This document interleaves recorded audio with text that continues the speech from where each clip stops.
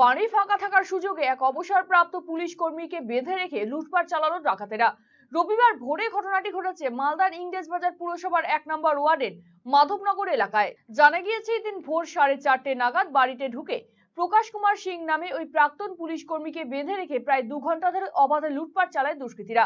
Mobile phone, নগদ টাকা সহ প্রায় 25 ভরি সোনা রূপোর অলংকার নিয়ে চম্পট দিয়েছে ডাকাত দলটি। যদিও পালানোর সময় একটি বাইক ফেলে রেখে পালিয়ে যায় তারা। খবর পেয়ে ঘটনাস্থলে আসে ইংরেজবাজার থানার পুলিশ। ঘটনা তদন্ত শুরু করেছে পুলিশ।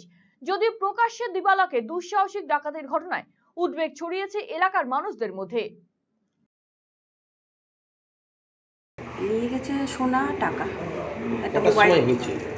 4:30 থেকে 6:30টার মধ্যে, 2 ঘন্টার মধ্যে এখানেই ছিল। আমি ছিলাম না বাড়িতে। আচ্ছা, বাবা একাই ছিল বাড়িতে। কি ওনাকে মেরেছে? হ্যাঁ, মেরেছে। বেঁধে রেখেছিল নাকি? বেঁধে রেখেছিল। কেউ ছিল না বাড়িতে? না, বাড়িতে কেউ ছিল না। কত টাকা নিয়ে গেছে মনে হচ্ছে? কত টাকা আমি বলতে পারবো না। সোনা নিয়েছে আমার, ওর বাবা নিয়ে 20-25 মতো হয়ে যাবে।